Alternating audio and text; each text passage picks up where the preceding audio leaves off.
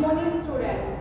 Welcome to a big platform Captain Jile Singh Academy Charkhi Dadri. I am Deepika from Charkhi Dadri. Today we study about basics of biology. आज का हमारा जो topic होगा वो है basics of biology. चलो अपने topic को स्टार्ट करने से पहले मैं थोड़ा सा एकेडमी के बारे में आपको बताती हूँ। कैप्टन जिले सिंह एकेडमी एक बहुत बड़ा प्लेटफॉर्म है जहाँ स्टूडेंट्स आके अपने गोल को हिट करते हैं। एक अच्छी अपॉर्चुनिटी उन्हें मिलती है अपने लाइफ में कुछ अच्छा करके दिखाने के लिए। ठीक है, अब देखो हमारा ये सफर आज से शुरू हो रहा है। आज से हम सबको मिलके एक साथ मेहनत करनी है, एक साथ एक दूसरे के सहयोग के साथ हमें आगे बढ़ना है और अपने गोल को हिट करना है। जीतने के अलावा हमारे पास कोई ऑप्शन नहीं है। ठीक है, हमारा जो टॉपिक है आज का बायोलॉजी से रिलेटेड, बायोलॉजी की हम स्टार्टिंग कर रहे हैं आज से। देखो बच्चा जब बायोलॉजी को पढ़ना स्टार्ट करता है तो उसके अंदर क्या होता है कि बायोलॉजी जो है ये एक रटने का सब्जेक्ट है।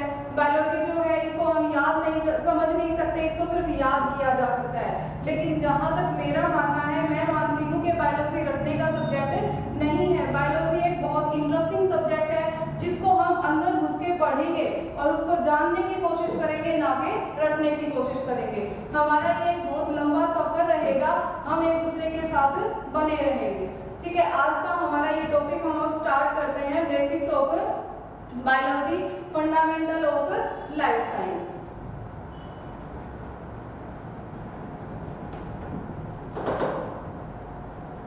देखो साइंस, सबसे पहले साइंस टर्म जो है ये साइंसिया, एक लैटिन वर्ड है साइंसिया, वहां से ली गई है। ठीक है, साइंसिया। हम जब बायोलॉजी या फिर साइंस का कोई भी सब्जेक्ट पढ़ते हैं तो हमें कुछ टर्म्स मिलती हैं और वो टर्म्स होती हैं हमेशा दो लैंग्वेजेस में, ग्रीक लैंग्वेज या फिर लैटिन लैंग्वेज। तो सबसे पहले यही हमें पता होना चाहिए, ग्रीक लैंग्वेज और लैटिन लैंग्वेज में ही हम इन टर्म्स को क्यों पढ़ते हैं, क्योंकि जो ग्रीक लैंग्वेज है और लैटिन लैंग्वेज है ये डेड लैंग्वेजेस होती हैं। इन लैंग्वेजेस का एक फंडा है, वो क्या है कि ये कभी भी चेंज नहीं होती, time to time, place to place ये क्या है, एक जैसी रहती है। इसलिए हम जो ये टर्म्स है ये ग्रीक या लैटिन लैंग्वेज में पढ़ते हैं। एनसीईआरटी 11th क्लास की एनसीईआरटी के चैप्टर में क्वेश्चन भी पूछा गया है कि जो हम टर्म्स हैं उसको लैटिन लैंग्वेज या ग्रीक लैंग्वेज में ही क्यों पढ़ते हैं, क्योंकि ये डेड लैंग्वेजेस होती हैं, चेंज नहीं होती। हम यूनिवर्स में कहीं भी जाएं, हम साइंसिया का मतलब हमें कहीं भी देखेंगे तो यही मिलेगा, टू नो यानी कि जानना, नॉलेज, नॉलेज लेना। ठीक है, इसके बाद देखो हम पढ़ते हैं बायोलॉजी। बायोलॉजी की डेफिनेशन हमें सबसे पहले पता होना चाहिए। बायोलॉजी क्या है, डिसिप्लिन है, साइंस की एक ब्रांच है जिसमें हम लिविंग फॉर्म्स की स्टडी करते हैं। किसकी स्टडी करते हैं, लिविंग फॉर्म्स की स्टडी करते हैं, यानी कि हम लिविंग ऑर्गेनिजम्स की स्टडी करेंगे कि कैसे एक लिविंग ऑर्गेनिज्म सर्वाइव करता है, वो जीवित रहता है, कैसे वो अपने जैसे ऑर्गेनिज्म हैं उनको वो प्रोड्यूस करता है, कैसे लिविंग ऑर्गेनिजम्स का नॉन लिविंग के साथ इंटरेक्शन होता है। इन सब चीजों की स्टडी हम बायोलॉजी के अंदर करते हैं। ठीक है, फिर देखो जो टर्म बायोलॉजी है ये भी, बायोलॉजी कहाँ से ओरिजिनेट हुई है, ग्रीक वर्ड से ओरिजिनेट हुई है। ठीक है, दो वर्ड से मिलकर बनी हुई है, बायोस और लोगस। बायोस का मतलब क्या है, लिविंग, और लोगस का मतलब क्या है, स्टडी, यानी कि लिविंग फॉर्म्स की स्टडी करना। अब देखो दो इंपॉर्टेंट टर्म्स मैं आप लोगों को बताने जा रही हूँ, वो क्या है कि सबसे पहला बायोलॉजी, हम सब जानते हैं कि बायोलॉजी एक हमारा साइंस का पार्ट है, हमारा एक सब्जेक्ट है जिसको हमने 9th क्लास से पढ़ना शुरू किया है और 11th में उसको हमने स्पेसिफिकली चूज किया है अपने कैरियर के लिए, डॉक्टर बनने के लिए। ठीक है, देखो इसको हम दो और टर्म्स में भी यूज करते हैं, वो क्या है, हमारी लाइफ साइंस और बायो साइंस। लाइफ साइंस और बायो साइंस, जब हम अमेरिका, यूएसए, बाहर कंट्रीज में जाते हैं तो वहां हमें बायोलॉजी की जगह क्या सुनने को मिलता है, लाइफ साइंस या फिर बायो साइंस। देखो लिविंग वर्ल्ड है हमारा जो बहुत खूबसूरत है, इस पिक्चर की तरह। जैसे ये पिक्चर आप लोगों के सामने आपको दिखाई दे रही है, इस पिक्चर में क्या है कि हम बहुत सारी लाइफ को देख रहे हैं कि पानी है, पानी के अंदर भी लाइफ है, पेड़ के ऊपर भी लाइफ है, हवा में भी है ना, यहाँ पे और लिविंग ऑर्गेनिज्म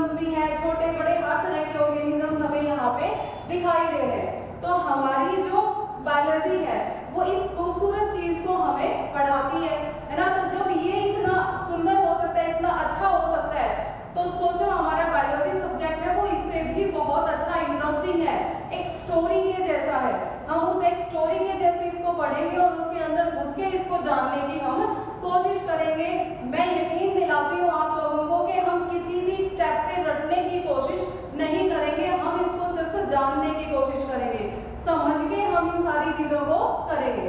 अब देखो, सबसे पहले जब हम बायोलॉजी को पढ़ते हैं, है ना, तो सबसे पहले एक नाम हम सबको सुनने को मिलता है, जो क्या है, एरिस्टोटल। ठीक है, हिंदी में हम इनको कहते हैं अरस्तु। एरिस्टोटल, और हिंदी में हम इनको कहते हैं अरस्तु। इनका लाइफ स्पैन है वो क्या है, 384 से 322 बीसी।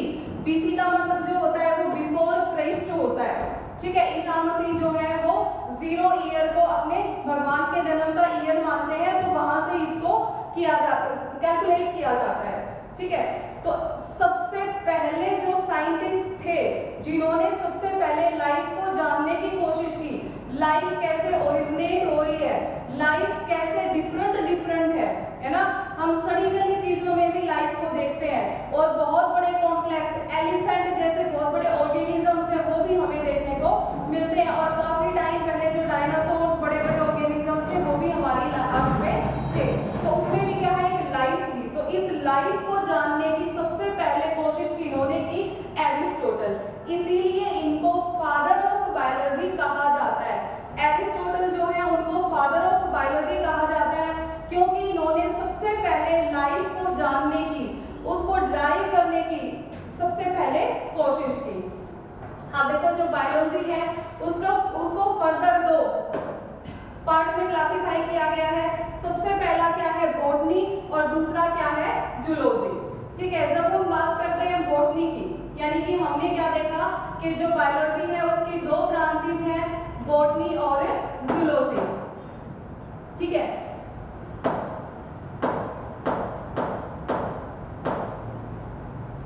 अब जब बात करते हैं हम बॉटनी की, तो हमने बेसिक 2 चीजें याद रखनी है। बॉटनी हमारी रिलेटेड होती है प्लांट्स से। बॉटनी किससे रिलेटेड है, प्लांट्स से रिलेटेड है। ठीक है, जब हम प्लांट्स की स्टडी करते हैं कि प्लांट्स के टाइप्स कौन कौन से हैं, है ना, किस तरह के मॉर्फोलॉजिकली अलग अलग तरह के प्लांट्स प्रेजेंट हैं, किस प्लांट को हम किस नाम से बोलेंगे, किस प्लांट है उसका इकोनॉमिकल क्या यूज है, मेडिसिन फील्ड में उसका हम क्या यूज कर सकते हैं, उन सब चीजों की जब हम स्टडी करते हैं तो वो क्या है, हमारी बॉटनी है। ठीक है, यानी कि वर्ड बॉटनी ये भी किससे लिया गया है, ग्रीक लैंग्वेज से लिया गया है। किससे लिया गया है, ये भी एक ग्रीक लैंग्वेज का वर्ड है। जो वर्ड क्या है, बोटेन, जिसका मतलब होता है पोस्चर या फिर प्लांट। पोस्चर क्या है, स्टैचू की सिचुएशन में जो हम खड़े होते हैं वो हमारा पोस्चर है ना, कि कैसे हम खड़े हैं। बिल्कुल सीधा अगर खड़ा है बच्चा तो वो क्या है, उसका स्ट्रेट पोस्चर है। हम टेढ़े मेढ़े भी खड़े हो जाते हैं जब हम रेस्ट की पोजीशन में होते हैं या फिर कोई हमें ऑब्जर्व नहीं कर रहा होता है ना। तो वो पोस्चर कहाँ से लिया गया है, इस बोटेन वर्ड से लिया गया है। ठीक है, और ये ग्रीक लैंग्वेज का वर्ड है। इसके बाद देखो, टेक्निकली हमें एक टर्म और सुनने को मिल सकती है जिसको हम क्या कहते हैं, फाइटोलॉजी। 2 वर्ड से मिलकर बना है, फाइटो प्लस लॉजी। लॉजी का मतलब वही होता है, लोगस वर्ड से बनता है ये, लोगस से, जिसका मतलब क्या है, स्टडी। लोगस, इसका मतलब क्या होता है, स्टडी करना, जानना। ठीक है, फाइटो वर्ड आपको बायोलॉजी में कहीं भी मिलता है। इसका मतलब क्या है कि वो किससे रिलेटेड है, प्लांट से रिलेटेड है। देखो यहाँ एक बहुत बड़ा डिफरेंस होता है, एक होता है फोटो, PHOTO, फोटो, और ये क्या है हमारा फाइटो। ठीक है, फाइटो का मतलब क्या है, प्लांट्स, और इस फोटो का रिलेशन किससे होता है, लाइट से होता है। ठीक है, इसका रिलेशन किससे होता है, लाइट से होता है। ठीक है, अब देखो यहाँ एक और साइंटिस्ट के बारे में हम पढ़ रहे हैं, वो क्या है, हमारे थियोफ्रेस्टस। याद रखना है हमने, थियोफ्रेस्टस, उनको क्या कहा जाता है, बॉटनी के फादर। ठीक है, थियोफ्रेस्टस क्या है, हमारे बॉटनी के फादर है, यानी कि बॉटनी के बारे में सबसे पहले किन्होंने बताया, थियोफ्रेस्टस ने। अब देखो स्क्रीन पे हमारे एक महान प्रकृतिवादी, नेचुरलिस्ट, साइंटिस्ट की फोटो आप सबके सामने है। क्या आप इन्हें पहचान सकते हैं, ये कौन है, हमारे बायोलॉजी के फादर हैं, ये अरस्तु, जिनको हम एरिस्टोटल नाम से भी जानते हैं। ठीक है, और जो हमारी नेक्स्ट साइंस की ब्रांच बायोलॉजी की ब्रांच थी, सबसे पहली बॉटनी, सेकंड क्या हमारी जूलॉजी। तो जो जूलॉजी हमारी ब्रांच है उसके फादर भी कौन है? एरिस्टोटल है। जूलॉजी के फादर हैं वो भी कौन है? एरिस्टोटल है। बायोलॉजी के फादर हैं वो भी कौन है? हमारे एरिस्टोटल है। ठीक है, नाम है वही जू प्लस लॉजी। जू का मतलब क्या है? एनिमल्स, और लॉजी का मतलब स्टडी। देखो नेक्स्ट हमारे सामने स्क्रीन पे एक और महान हमारे साइंटिस्ट हैं जिनका नाम है थियोफ्रेस्टस। क्या है ये? थियोफ्रेस्टस। ठीक है, इनका नाम थियोफ्रेस्टस है, ये हमारे बॉटनी के फादर हैं। देखो ग्रीक बॉटनिस्ट हैं, ग्रीक कंट्री से ये बिलोंग करते हैं। इन्होंने सबसे पहले 500 प्लांट्स जो हैं उनको डिस्क्राइब किया था। सबसे पहले इन्होंने 500 प्लांट्स, और इन्होंने क्या बताया कि इन प्लांट्स को हम फूड की तरह और मेडिसिन की तरह, मेडिसिनल वैल्यू की दवाई के रूप में हम इनका कैसे यूज कर सकते हैं। इन्होंने बताया कि ये प्लांट्स जो हैं इनको हम एज ए फूड या फिर इनके प्रोडक्ट को हम एज ए फूड या मेडिसिन यूज कर सकते हैं। फिर इन्होंने मॉर्फोलॉजिकल कैरेक्टर्स, देखो वर्ड बहुत बार हमें सुनने को मिलेगा मॉर्फोलॉजी। मॉर्फोलॉजी का मतलब होता है बाहर, आउटर स्ट्रक्चर, जैसे कि 4 लेग 2 लेग्स, है ना, ये सारी चीजें क्या होती है? मॉर्फोलॉजिकल स्ट्रक्चर होते हैं। लंबे लंबे कान हैं, छोटे कान हैं, हाइट ज्यादा है, हाइट कम है, ये सारी चीजें क्या है? बॉडी के ऊपर फर है, फर नहीं है, बॉडी सरफेस के ऊपर यानी कि स्किन के ऊपर, तो उन सबको मॉर्फोलॉजिकल कैरेक्टर्स में कंसीडर करते हैं। अब यहाँ एक बहुत बहुत इंपॉर्टेंट टर्म मैं आपको बताने जा रही हूँ, उसको बहुत ध्यान से आप लोग सुनेंगे और उसको साथ साथ नोट भी करेंगे अपनी नोटबुक के अंदर।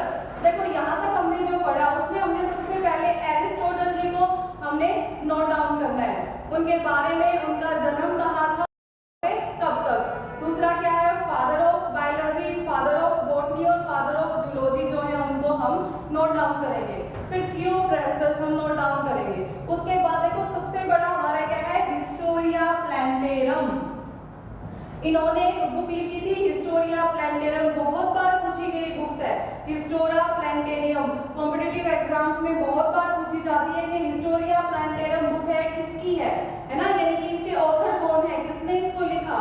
थियोफ्रेस्टस जो है उन्होंने इसको लिखा है। ठीक है, फिर देखो ये एक क्यों इंपॉर्टेंट हो जाती है ना, हम इस बुक के बारे में ही सबसे ज्यादा हमसे कॉम्पिटिटिव एग्जाम्स में क्यों पूछा जाता है, क्योंकि देखो ये ओल्डेस्ट अवेलेबल लिटरेचर है बॉटनी के फील्ड में, है ना, सबसे पुराना लिखित जो हमारे पास लिटरेचर है, यानी कि हम ये कह सकते हैं कि सबूत है एक तरह से बॉटनी के बारे में हमारे पास सबसे पुराना, वो क्या है? हिस्टोरिया प्लैंटेरम। अगर हम जिपमर जैसे, एम्स जैसे एग्जाम की प्रिपरेशन करते हैं तो हमारे लिए ये जानना भी इम्पोर्टेंट हो जाता है कि डिस्क्रिप्शन है इस बुक के अंदर वो कितने प्लांट्स का दिया गया है, 480 प्लांट्स का डिस्क्रिप्शन है वो इसके अंदर दिया गया है।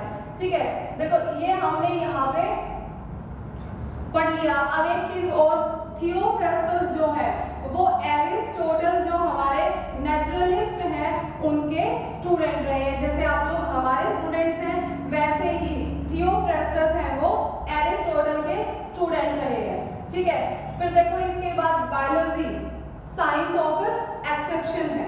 ठीक है, बायोलॉजी क्या है? Science of exception. यहाँ पे एक चीज है वो रह गई है, उसको मैं आप लोगों को बता देती हूँ कि बायोलॉजी जो है उसके बारे में हमें सबसे पहले बताया था एरिस्टोटल ने, है ना, लेकिन बायोलॉजी टर्म जो है वो सबसे पहले लेमार्क ने दी थी। लेमार्क साइंटिस्ट हैं, इनके बारे में हम इवोल्यूशन के चैप्टर में बहुत अच्छे से पढ़ेंगे। इन्होंने लाइफ कैसे इवॉल्व हुई, कैसे सिंपल से कॉम्प्लेक्स ऑर्गेनिज्म बने, उसके बारे में भी बताया है। तो बायोलॉजी टर्म की बात जब होती है कि टर्म जो है बायोलॉजी वो किन्होंने दी थी? लेमार्क ने दी थी। ठीक है, देखो अब यहाँ हम जो कुछ पढ़ेंगे वो सारी चीजें ऐसी हैं कि शायद ही किसी बच्चे ने किसी बुक से या किसी अदर सोर्स से वो चीज पढ़ी हुई हो। देखो बायोलॉजी क्या है? साइंस ऑफ एक्सेप्शन, यानी कि बायोलॉजी में बहुत ज्यादा एक्सेप्शंस हमें देखने को मिलेंगे। जैसे हम एक चीज पढ़ते हैं कि लिविंग ऑर्गेनिजम्स मूवेबल होते हैं, बट प्लांट्स ऑर्गेनिजम्स में आते हैं बट वो मूवेबल नहीं है। तो ये भी क्या है, एक एक्सेप्शन है ना। तो इस तरह के एक्सेप्शंस हम बायोलॉजी में बहुत ज्यादा पढ़ते हैं, लगभग हर फील्ड में वो एक्सेप्शन आते हैं और किसी भी कॉम्पिटिटिव एग्जाम के लिए एक्सेप्शन सबसे इंपॉर्टेंट होते हैं। जहां हमें एक्सेप्शंस मिल जाएंगे यानी कि वो कॉम्पिटिटिव एग्जाम के लिए हमारे लिए बहुत जरूरी है। थॉमस हेनरी हक्सले साइंटिस्ट थे, उन्होंने सबसे पहले बायोलॉजी कॉन्सेप्ट को डिफाइन किया था कि बायोलॉजी कॉन्सेप्ट क्या है ना, कि बायोलॉजी कॉन्सेप्ट जो है इसके अंदर हम किस किस चीज को कैसे किस फॉर्म में हम इंक्लूड करेंगे, ये चीज इन्होंने हमें बताई, थॉमस हक्सले। अब देखो ब्रांचेज ऑफ बायोलॉजी, एक बेसिक चीज है, हमें पता होना चाहिए कि बायोलॉजी है वो किस किस चीज से रिलेटेड है। सबसे पहला देखो हमारी ब्रांच क्या है, एनाटॉमी। सबसे पहला क्या है, एनाटॉमी। अब एनाटॉमी का मतलब क्या होता है, ये हमारी बायोलॉजी की एक ब्रांच है, ठीक है। हम जब 11th-12th क्लास की प्रैक्टिकल्स करते हैं तो उन प्रैक्टिकल्स में हम ये चीजें सीखते हैं कि एक ऑर्गेनिज्म जो है, पहले वाले टाइम में जब हम लोग स्कूल्स कॉलेजेस में पढ़ते थे उस टाइम क्या था कि जो लिविंग ऑर्गेनिजम्स थे जैसे कि फ्रॉग है, मेंढक वगैरह है, उसको कटवा के भी दिखा दिया जाता था बच्चे को। तो जब हम उसको काट के, एक ऑर्गेनिज्म है उसकी बॉडी को हम कट करते हैं, उसके बाद उसको इंटरनली ओपन करते हैं, ओपन करके जब हम उसके अंदर उसके ऑर्गन्स की स्टडी करते हैं तो उस प्रोसेस को हम क्या कहते हैं, एनाटॉमी, ठीक है। यानी कि study of internal structure of plants and animals after dissection, याद रखना, ठीक है। बच्चे इस वर्ड को भूल जाते हैं, इसको छोड़ देते हैं डाइसेक्शन वर्ड को। डाइसेक्शन करने के बाद जब हम जो इंटरनल ऑर्गन्स की स्टडी करते हैं उसको क्या कहते हैं, anatomy. Same as it is living material matter जो है उसके अंदर जो भी केमिस्ट्री है, जैसे कि केमिकल कंपोजिशन है, यानी कि हमारी सेल के ऑर्गेनेल्स हम पढ़ते हैं, न्यूक्लियस है ना, राइबोसोम्स, तो क्या है एंडोप्लाज्मिक रेटिकुलम, ये किससे मिलके बने हुए हैं, कुछ केमिकल से मिलके ये बने हुए हैं, जैसे कि हमारा कार्बोहाइड्रेट है, प्रोटीन है, फैट है, इस तरह की चीजें क्या है हमारी सेल को मिलके वो बनाती है। फिर इसके बाद नेक्स्ट हमारी टर्म आ जाती है साइटोलॉजी। स्ट्रक्चर, देखो याद रखना है हमने, structure and function of the cell, जो सेल है उसका स्ट्रक्चर और फंक्शन की जब हम स्टडी करते हैं, स्ट्रक्चर का मतलब समझते हैं कि उसकी आउटर शेप कैसी है, कौन कौन से ऑर्गेनल्स उसके अंदर है और कहाँ कहाँ वो प्रेजेंट है, उन सब की स्टडी करते हैं तो वो क्या है हमारी साइटोलॉजी। फिर आती है हमारी इकोलॉजी। अब देखो हम इस जमीन पे रहते हैं, अर्थ पे हैं, ठीक है, एनवायरनमेंट है हमारे चारों तरफ, ठीक है, जहां हम रह रहे हैं, ठीक है, जो हमारा अर्थ है। इसके बाद हमारा जो वाटरी एरिया आता है उसको हम हाइड्रोस्फीयर कहते हैं, जहां हम प्रेजेंट हैं ये हमारा क्या है, लिथोस्फीयर। और जहां मेरा माउथ है इस टाइम पे, मेरे चारों तरफ जो एयर प्रेजेंट है इसको हम क्या कहते हैं, एटमॉस्फेयर। तो एक ही टाइम पे हम बहुत सी चीजों से जुड़े हुए होते हैं, है ना। तो कैसे हम ह्यूमन बींग्स दूसरे ऑर्गेनिजम्स को अफेक्ट करते हैं, कैसे दूसरे ऑर्गेनिजम्स हमें अफेक्ट करते हैं, कैसे हम पानी को अफेक्ट कर रहे हैं, नेचुरल रिसोर्सेज को अफेक्ट कर रहे हैं, कैसे हमारी पॉपुलेशन है वो बढ़ती जा रही है, पॉपुलेशन क्या होती है, कम्युनिटी क्या होती है, बायोस्फीयर्स क्या होते हैं, है ना, ये सारी की सारी चीजें, और कैसे ये एक दूसरे से इंटरलिंक होते हैं, हम किस में पढ़ते हैं, इकोलॉजी में। फिर इसके बाद आता है एम्ब्रियोलॉजी।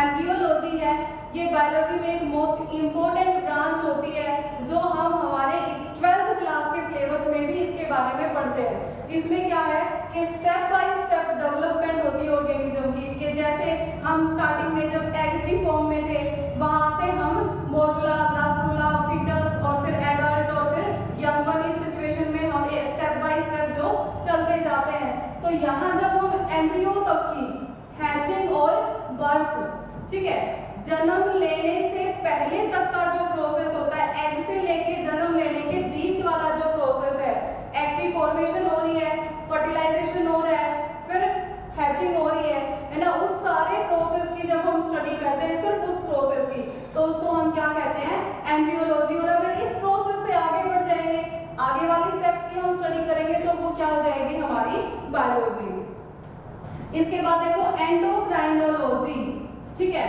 हमारे अंदर हमें पता है कि हॉर्मोन्स होते हैं, एंडोक्राइन ग्लैंड्स होती हैं जो हार्मोन सिक्रीट करती हैं।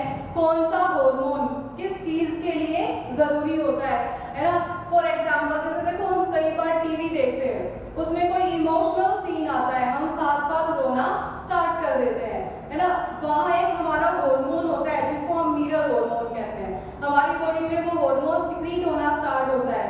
एक अच्छा सा खाना देखते हुए, सजी हुई जब हम खाने की एक प्लेट को देखते हैं तो हमारे मुंह में पानी आना स्टार्ट हो जाता है। तो ये सारी चीजें क्या है, हमारी ग्लैंड्स से कंट्रोल्ड होती हैं। तो इन सब की जब हम स्टडी करते हैं तो उसको हम क्या कहेंगे, एंडोक्रिनोलॉजी। इसके बाद देखो नेक्स्ट जो है वो क्या आ जाती है, इवोल्यूशन। नेक्स्ट क्या है, इवोल्यूशन, यानी कि लाइफ कैसे ओरिजिन हुई, कैसे वो लाइफ बनी और कैसे वो अलग अलग स्पीसीज में बनती गई। फॉर एग्जाम्पल कई बार हम ये सुनते हैं कि है ना रेप्टाइल्स हुए पहले अर्थ के ऊपर, फिर रेप्टाइल्स के बाद क्या है, बर्ड्स बने, है ना। तो ये सारा प्रोसेस कैसे हुआ, कैसे एक रेप्टाइल बर्ड में कन्वर्ट हो सकता है ना, कैसे एक सिंपल ऑर्गेनिज्म कॉम्प्लेक्स में कन्वर्ट हो सकता है, उस सब की स्टडी हम किसके अंडर करते हैं, इवोल्यूशन के। ठीक है, इवोल्यूशन के अंडर हम उसकी स्टडी करेंगे। फिर इसके बाद आता है, देखो हमने पढ़ा हुआ है कि cell basic structural and functional unit है हमारी लाइफ की, और बहुत सारी सेल मिलके एक टिश्यू बनाती है। बहुत सारी सेल मिलके किसकी फॉर्मेशन करती हैं, एक टिश्यू की फॉर्मेशन करती है।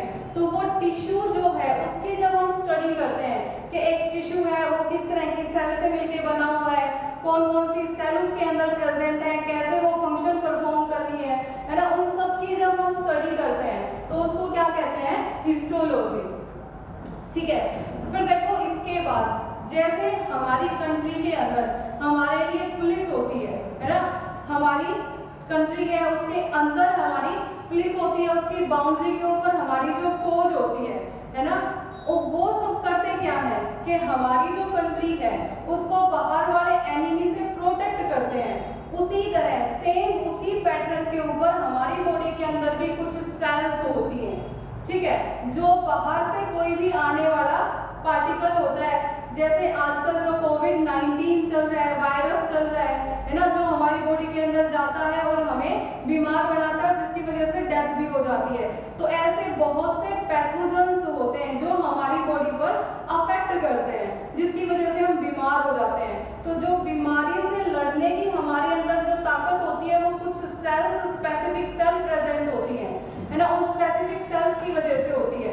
और यहाँ ध्यान से सुनना, उन सेल की स्टडी को, ना कि बीमारी की स्टडी, मैं किस चीज की स्टडी कह रही हूँ, वो सेल्स जो हमारी बॉडी में ऑलरेडी प्रेजेंट हैं और वो बीमारी की जो सेल है या फिर पैथोजन जो है उससे लड़ने में हमारी हेल्प करती है, उनकी जब हम स्टडी करते हैं तो उसको हम क्या कहते हैं, immunology.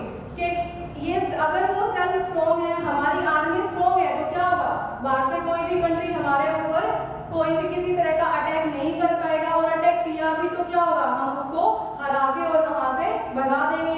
Same as it is हमारी बॉडी के अंदर होता है, तो क्या होगा, उससे इंफेक्शन है उससे हम बचेंगे। इसके बाद देखो होता है लिम्नोबायोलॉजी, इंपॉर्टेंट टर्म है लिम्नोबायोलॉजी। फ्रेश वाटर लेक्स, पॉन्ड्स और स्ट्रीम, इन सब के बारे में जब हम पढ़ते हैं, लेक की स्टडी करते हैं कि कितनी गहराई तक होना चाहिए, कहाँ तक उसमें लाइट पहुँच रही है, कौन सी लेयर पे लाइट नहीं पहुँच रही है, कौन सी लेयर पे लेक है, वहाँ पे बहुत ज़्यादा बायोडाइवर्सिटी है, लिविंग ऑर्गेनिजम्स मिल रहे हैं, कहाँ लाइफ बिल्कुल नहीं है, इस तरह की हम स्टडी करते हैं, वो क्या है, हमारी लिम्नोबायोलॉजी। फिर आती है मॉर्फोलॉजी, वही चीज मैंने थोड़ी देर पहले भी बताई थी कि आउटर फिजिक, आउटर स्ट्रक्चर जो है उसकी स्टडी जब हम करते हैं कि हमारे एक हाथ के अंदर 5 फिंगर्स हैं, तो ये क्या है, हमारी एक मॉर्फोलॉजी है। ठीक है, तो जब इसकी हम स्ट्रक्चर की और फॉर्म्स की स्टडी करते हैं तो वो क्या है, मॉर्फोलॉजी। फिर आती है पैलियोंटोलॉजी, ये भी एक मोस्ट इंपॉर्टेंट टर्म है, जब हम फॉसिल्स की स्टडी करते हैं और उनके डिस्ट्रीब्यूशन की स्टडी करते हैं। फॉसिल्स हमें अर्थ के, जब हम अर्थ की, हमारी पृथ्वी की खुदाई करते हैं तो वहां से हमें फॉसिल्स हैं वो मिलते हैं, उनकी स्टडी करते हैं, उसको हम क्या कहते हैं, पैलियोंटोलॉजी। ठीक है, अब देखो पैलियोजूलॉजी यानी कि study of A fossils of, देखो नाम से पता लग रहा है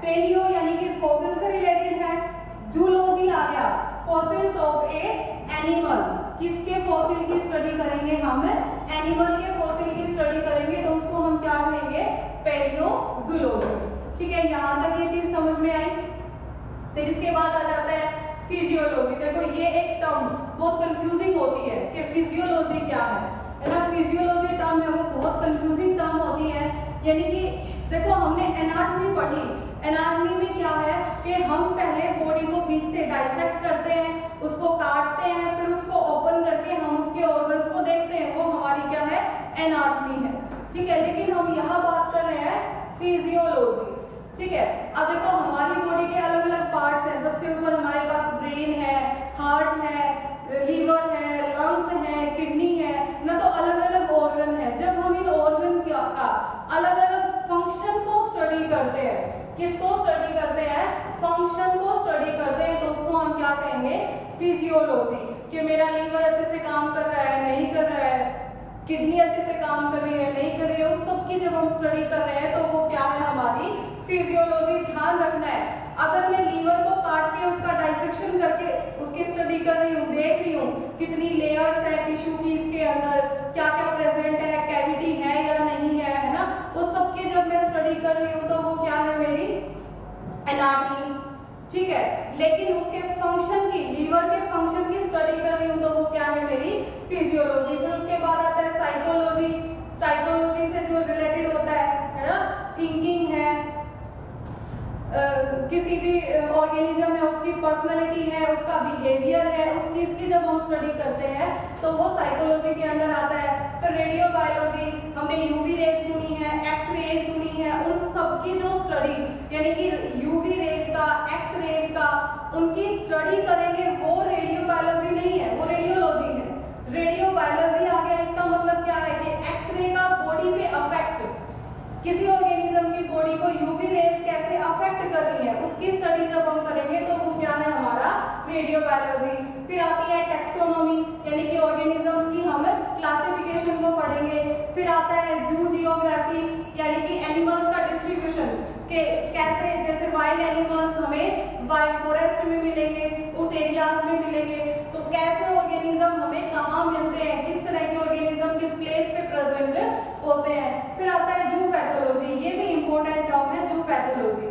इसके अंदर क्या है, हम एनिमल की डिजीज की स्टडी करते हैं। देखो यहाँ वो टर्म रिपीट हो रही है, जब हम डिजीज की स्टडी कर रहे हैं तो वो क्या है, हमारी जू पैथोलॉजी।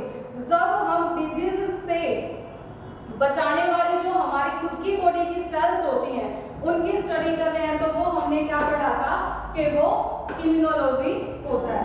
ठीक है, फिर इसके बाद देखो ये एक बहुत इंपॉर्टेंट बुक है जो बार बार एग्जाम्स में पूछी जाती है, शायद ही कहीं आपको इनके बारे में जिक्र मिले, उसको हम देखते हैं हिस्टोरिया नेचुरलिस। ठीक है, ये प्लिनी साइंटिस्ट थे हमारे, उन्होंने इसको लिखा है और ये इकोनॉमिक यूज, यानी कि वो प्लांट्स, बार बार, अब इंटरनेट का टाइम है, हम बार बार कुछ चीजें सुनते हैं, क्या होता है कि यानी कि इस तरह की खेती, एक किसान ने इतने सारे केसर के पौधे उगाए और उसने इतने लाख रुपए, इतने करोड़ रुपए कमाए, है ना, तो वो चीजें क्या आती हैं, हमारी इकोनॉमिक यूज वाली होती हैं। तो वो सारी चीजें इस बुक के अंदर लिखी हुई हैं प्लिनी साइंटिस्ट द्वारा। फिर उसके बाद हमारा जो इंडियन बॉटनी, बॉटनी के फादर हम पहले पढ़ चुके हैं, कौन है बॉटनी के फादर, थियोफ्रेस्टस, क्या है, बॉटनी के फादर हैं। लेकिन हमारी इंडिया के अंदर जो बॉटनी है, यानी कि हमारी इंडियन बॉटनी जो है, उसके फादर कौन है, विलियम रोक्सबर्ग। ठीक है, याद रखना है इस चीज, इस टर्म को हमने याद रखना है। ठीक है, फिर उसके बाद आता है डिस्कॉर्डीज, ऑथर ऑफ डी मेर्शिया मेडिका बुक। ठीक है, होम्योपैथी की जितनी भी मेडिसिन्स हैं, जितनी भी दवाइयाँ हैं, होम्योपैथी की जो दवाइयाँ हैं उसके बारे में हमें इस बुक से पता लगता है। ठीक है, इसके बाद देखो अलग अलग ब्रांचेस के फादर हैं, ये जब आप हमसे जुड़ेंगे तो पीडीएफ फॉर्म में ये मटेरियल आपको अच्छे से और भी ज़्यादा प्रोवाइड करा दिया जाएगा। जैसे म्यूटेशन है, उसके फादर ह्यूगो डी वेरीज हैं, जेनेटिक्स हमारी बायोलॉजी की एक ब्रांच है, उसके फादर है वो क्या है, जेसी मेंडल जो है वो इनके फादर हैं। तो ये सारी चीज़ें हैं, ये हम पीडीएफ की फॉर्म में आप लोगों को प्रोवाइड कर दी जाएंगी। अब देखो एक 5 मिनट का थोड़ा सा ये देखने की कोशिश करेंगे कि बायोलॉजी जो है ये कहाँ से शुरू हुई, यानी कि कब से हमें बायोलॉजी के बारे में जानकारी मिल रही है। हमारे जो ह्यूमन बींग्स, लगा लो कि जो भी ह्यूमन बींग्स है ना, या हमारे साइंटिस्ट हैं, वो कब से इस चीज़ को लेके अवेयर है कि बायोलॉजी भी एक चीज़ होती है। ठीक है, तो देखो सबसे पहले एंशिएंट इंडिया जो है, प्राचीन भारत में बायोलॉजी है वो क्या है, उसके रेफरेंस हमें उपनिषद और वेदांत से भी मिलते हैं। यानी कि हम ये कह सकते हैं जो उपनिषद और वेद हैं हमारे, उनके अंदर भी बायोलॉजी का जिक्र है ना। जो वेद हैं उनमें लगभग 740 प्लांट्स और 250 एनिमल्स का जिक्र किया गया है। यानी कि ये बताया गया है कि 250 तरह के तो एनिमल्स हमारी अर्थ पे प्रेजेंट हैं, किस टाइम पे, वैदिक टाइम पे, और 740 क्या है, प्लांट्स प्रेजेंट हैं। फिर देखो एक ऐसा क्लासिफिकेशन है, ये शायद ही आप लोग कहीं दूसरी जगह से पढ़ पाएंगे, जान पाएंगे। इसीलिए मैं कहती हूँ कि जो मेरे लेक्चर्स हैं बायोलॉजी के वो लगभग डिफरेंट होते हैं। क्यों होते हैं? क्योंकि मेरे लेक्चर्स के अंदर जो एनसीईआरटी तो इंक्लूडेड होती ही होती है, उसके साथ साथ बियॉन्ड एनसीईआरटी कुछ एक्स्ट्रा स्ट्रोक भी मैं स्टूडेंट्स के लिए डालती हूँ, जो कि कॉम्पिटिटिव एग्जाम्स में पूछ लिया जाता है। और एक बहुत इंटेलिजेंट बच्चा है, रेगुलरली स्टडी करता आ रहा है, वो भी क्वेश्चंस को देख के ये फील करता है कि ये क्वेश्चंस कहाँ से आए हैं, यानी कि इनका लिंक कहाँ है, कौन सी बुक में ये प्रेजेंट है। तो देखो ऐसी कुछ चीजें अभी लास्ट के 5 मिनट में आपको जानने को मिल जाएंगी। देखो सबसे पहले क्या है, जो हमारा चांद योग्य उपनिषद जो है, ठीक है, उसमें सबसे पहले एनिमल्स को 3 चीजों में क्लासिफाई किया है। आज हम लोग टर्म पढ़ते हैं ना, ओविपेरस, विविपेरस, है ना, तो वहां उस टाइम भी इन चीजों का, उपनिषदों में भी इन चीजों का जिक्र है। वैदिक टाइम में भी क्या है कि जीराजा, यानी कि जो ऑर्गेनिज्म को गिव बर्थ करते हैं और जिनमें मेमोरी ग्लैंड्स होती है, उनको क्या कहा गया है, जीराजा, यानी कि मैमल्स। अंदाजा, यानी कि जो ओविपेरस होते हैं, एग लेइंग होते हैं, है ना, एग लेइंग को उपनिषद में क्या कहा गया है, अंदाजा। ठीक है, फिर इसके बाद आता है अभीजा, वेजिटल ऑर्गन्स, यानी कि स्मॉल एनिमल्स, या फिर हम स्मॉल एनिमल्स की जगह यहाँ पे माइक्रो ऑर्गेनिजम्स भी यूज कर सकते हैं, जैसे कि अमीबा जो एसेक्सुअली रिप्रोड्यूस होते हैं, उनको क्या कहा गया है, अभीजा। वेजिटल, यानी कि पेरेंट पार्ट से ही, पेरेंट के एक पार्ट से ही नया ऑर्गेनिज्म बन रहा है। फिर उसके बाद सुश्रुता संहिता है, उसमें भी ऑर्गेनिजम्स को क्लासिफाई किया गया है 2 तरह से, जैसे कि शथावरा, यानी कि इमोबाइल, शिथिल जो रहते हैं, स्थावर, है ना, जो एक जगह रुके रहेंगे, तो ये स्थावर किनको कहा गया है, प्लांट्स को कहा गया है। सेम जंगमा, यानी कि एनिमल्स जो मूव कर सकते हैं, है ना, इन चीजों के बारे में हमारे वेद उपनिषद में भी लिखा हुआ है। फिर देखो ये चीज, इसमें कुछ इंपॉर्टेंट चीजें हैं वो मैं आपको बता देती हूँ कि देखो सबसे पहले दवाई, यानी कि गॉड ऑफ मेडिसिन, जो हमारे धन्वंतरी, हमें मेडिसिन, दवाइयाँ इनके नाम से आज भी मिलती हैं, धन्वंतरी, इनको क्या कहा गया है, गॉड ऑफ मेडिसिन। ठीक है, फिर उसके बाद क्या है, फादर ऑफ सर्जरी, जो हम सर्जरी कर देते हैं। अभी करंट में एक न्यूज आई थी, चंडीगढ़ में एक कोई पुलिस में जॉब करने वाला एक जवान है, उसका हाथ काट दिया गया था, निहंगे जिनको बोलते हैं, वो उग्रवादी है, उनके थ्रू, तो उसको क्या है, प्लास्टिक सर्जरी के थ्रू, देखो एक हाथ पूरा कट गया है, एक पर्सन है उसका कंप्लीट हाथ कट गया, उसको भी डॉक्टर की एक टीम के थ्रू 7-8 घंटे मेहनत करके वापस जोड़ दिया गया और वो हाथ काम कर रहा है। तो ये सारी चीजें देखो काफी टाइम पहले से स्टार्ट हो रखी है ना।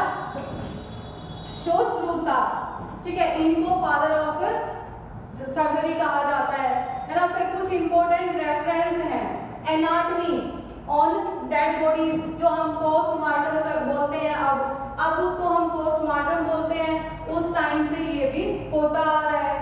ठीक है, फिर इसके बाद देखो सुश्रुता है, उन्होंने ही प्लास्टिक सर्जरी है, ऑप्थेल्मिक है, ब्लड क्लोटिंग है ना, क्लोटिंग के बारे में हम पढ़ते हैं। पुराने टाइम में क्या होता था, अब हम जब ब्लड डोनेट करते हैं या फिर हम अपना ब्लड टेस्ट कराने जाते हैं तो क्या होता है, कि एक जो लैब अटेंडेंट है वो क्या करेंगे, सिरिंज लेंगे और हमारी बॉडी से, हमारे इंजेक्शन के थ्रू हमारी बॉडी से ब्लड निकाल लेते हैं। लेकिन पहले टाइम में जब सिरिंज नहीं होती थी तो जो लीच होती है ना, लीच, उसको बॉडी के ऊपर छोड़ दिया जाता था और वो ब्लड को शक कर लेती थी, फिर उस लीच को काट के उसकी बॉडी से ब्लड निकाल के उस ब्लड को स्टडी किया जाता था। ठीक है, फिर चरक संहिता होती है ना, इसको प्राइमरली रिटन बाय अग्निभाषा जो है उनके द्वारा इसको लिखा गया। अगर हम बीएमएस वगैरह के फील्ड में जाएंगे तो ये हमें वहाँ काम आता है। हमारे लिए इम्पोर्टेंट क्यों हो गया है, क्योंकि मेडिकल फील्ड में जब नीट होने के बाद क्या है, सारे टेस्ट है उनको कंपोजिट कर दिया गया है, तो वहाँ हमें ये क्वेश्चंस भी मिल सकते हैं। मेटाबॉलिज्म है, डाइजेशन है और इम्यूनिटी है, इन सबको सबसे पहले जो चरक ऋषि मुनि हमारे होते थे उन्होंने सबसे पहले इस चीज को बता दिया था। फिर टाइट्रियाजा है उपनिषद, उसके अंदर क्या है, कुछ ऑब्जर्वेशंस बनाई गई, इवैल्यूएशन किया गया, लाइफ ओरिजिनेट कैसे हुई इस चीज को आज भी हम पढ़ते हैं और पुराने टाइम में भी ये चीज क्या है, प्रेजेंट थी। ठीक है, तो ये चीजें क्या है आपको नोट्स की पीडीएफ की फॉर्म में आपको मिल जाएगी। फिर देखो एक चीज क्या आती है कि बाय चांस, बाय आइडिया, जैसे आज के टाइम में कोविड-19 वायरस जो है ये हमारा फैला हुआ है, कोरोना वायरस जो है वो फैला हुआ है, सेम ऐसे ही एक महामारी जिसको हम छोटी माता कहते हैं, ये काफी टाइम पहले भी फैली थी। ठीक है, काफी टाइम पहले भी फैली थी।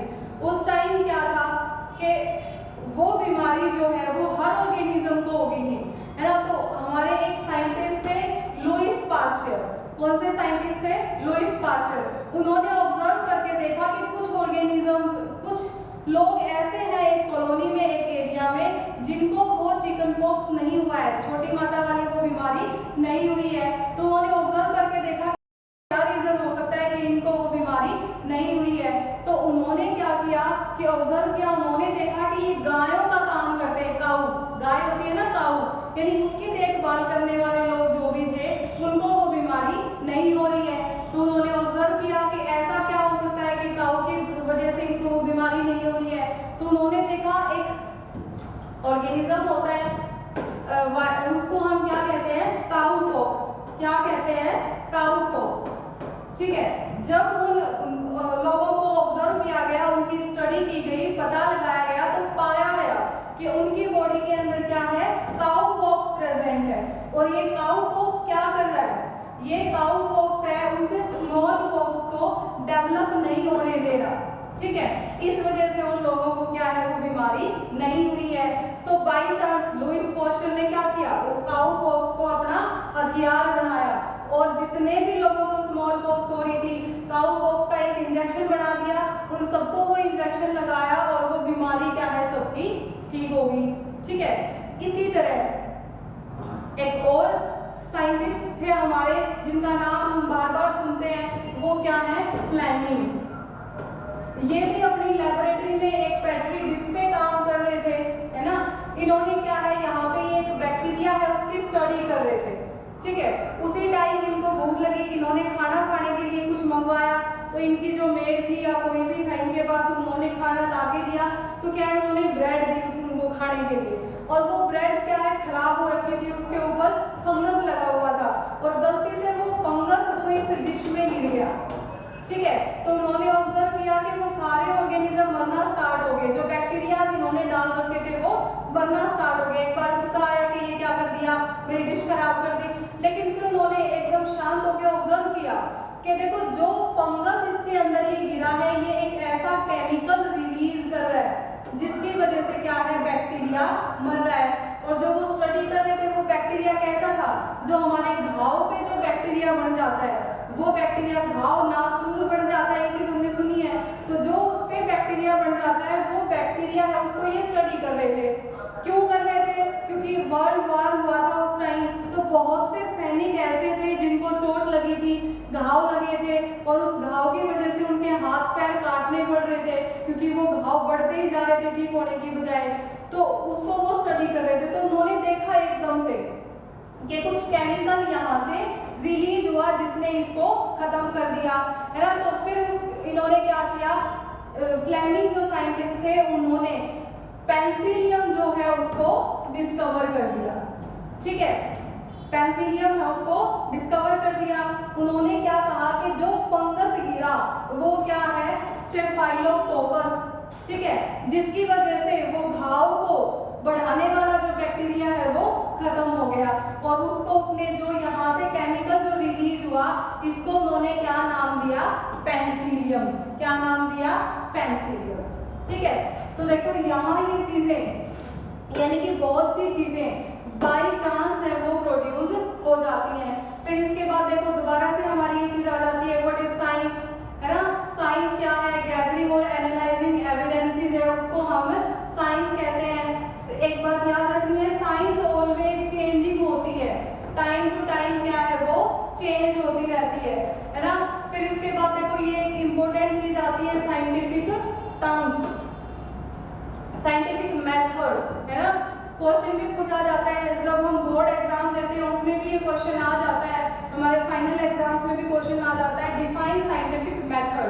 देखो कोई भी चीज होती है, जैसे कि हमने एक चीज बार बार सुनी है कि सूरज है वो पूर्व से उगता है पश्चिम में छिप जाता है, तो हम क्या करते हैं, उस बात को प्रूव करने के लिए क्या करेंगे, सबसे पहले तो जिसने हमें बताया उसको सच मान लेंगे कि हाँ आता होता है कि पूर्व से उगता है और पश्चिम में छिप जाता है। दूसरा क्या करेंगे, हम उसको सच ना मान के ये कहते हैं हम ऑब्जर्व करके देखेंगे। तो जब हम ऑब्जर्व करते हैं, ऐसे ही सच नहीं मान लेते, हम उसको ऑब्जर्व करते हैं, नेक्स्ट डे देखते हैं उठ के, फिर अगले दिन उठ के फिर से हम सूरज को देखते हैं क्या वो पूर्व से आ रहा है, फिर हम नेक्स्ट डे उसको ऑब्जर्व करते हैं, इवनिंग में उसको पश्चिम से छिपता हुआ देखते हैं, फिर हम ये कंक्लूजन निकालते हैं कि हाँ भाई जो बात बोली थी वो सच है। तो साइंटिफिक मेथड जो उसमें सबसे पहले क्या होता है, डेफिनेशन है वो क्या है, series of steps to collect information और सॉल्व प्रॉब्लम। किसी भी प्रॉब्लम को सॉल्व करने के लिए, इंफॉर्मेशन कलेक्ट करने के लिए स्टेप बाय स्टेप काम किया जाता है, उस मेथड को हम साइंटिफिक मेथड कहते हैं। सबसे पहला क्या है, क्या करते हैं हम इसमें क्वेश्चन पूछेंगे या प्रॉब्लम को आइडेंटिफाई करेंगे, ये पता करेंगे कि प्रॉब्लम क्या है, ठीक है। फिर उसके बाद क्या करेंगे, हम हाइपोथेसिस बनाएंगे। अभी मैंने बताया उसको सच मान लेंगे या सच नहीं मानेंगे, वो क्या हमारी एक हाइपोथेसिस होती है कि हम मान के चल रहे हैं, जैसे हम मैथ्स में x की वैल्यू मान के चलते हैं, है ना, और फिर हम आंसर को निकाल देते हैं सेम एज इट इज। हम हाइपोथेसिस बनाएंगे, फिर एक्सपेरिमेंट करके देखेंगे, हम ऑब्जर्व करेंगे मॉर्निंग इवनिंग में, फिर हम डाटा को एनालाइज करेंगे, क्या हर बार ऐसा हुआ, हमने 10 बार ऑब्जर्व किया तो क्या 10 बार या फिर मैक्सिमम टाइम्स ऐसा हुआ, तो फिर हम क्या करेंगे, उसका हम कंक्लूजन निकालेंगे कि हाँ ये ऐसा ही है, ठीक है। तो देखो दो चीजें होंगी, यहाँ से हम यस मान के चल सकते हैं, यहाँ से हम नो मान के चल सकते हैं, ठीक है। यस मान के चल रहे हैं और वो चीज कंक्लूड हो जाती है तो ठीक है, हम एक्सपेरिमेंट है उसको मान लेते हैं और उसको सच मान लेते हैं, है ना। अदरवाइज क्या करेंगे, हम रिपीट करेंगे, वही हाइपोथेसिस से दोबारा स्टार्ट कर देंगे। तो ये क्या होता है, हमारा साइंटिफिक मेथड होता है। तो स्टूडेंट्स आई होप आप लोगों ने बहुत कुछ अच्छा सीखा होगा, है ना। बहुत सारी चीजें जो है यहाँ पे आपको देखने को मिली होंगी, ठीक है। शायद कुछ नया ही आप लोगों को देखने को मिला होगा। आगे से हमारे सारे लेक्चर्स बायोलॉजी पे डिपेंडेंट होंगे, बायोलॉजी के स्टेप बाय स्टेप हम उन चीज़ों को पढ़ेंगे, बहुत अच्छे से हम उन चीज़ों को एनालाइज करेंगे और सीखेंगे। हमारा और आपका साथ लंबे टाइम तक बना रहे, मैं यही चाहती हूँ, ठीक है। अब देखो इसके बाद क्या है कि बायोलॉजी हमें ये रहता है कि बायोलॉजी जो है वो लेके क्या स्कोप है ना, सिर्फ डॉक्टर बन सकते हैं ऐसा नहीं है। बायोलॉजी के भी बहुत सारे स्कोप्स हैं, बहुत सारे फील्ड हैं, अलग अलग हम काम कर सकते हैं। मेरा यकीन करिए अगर आप हमसे जुड़े रहेंगे तो ऑब्वियस ही बात है एक दिन आप कामयाब जरूर होंगे। All the best to all students, thank you.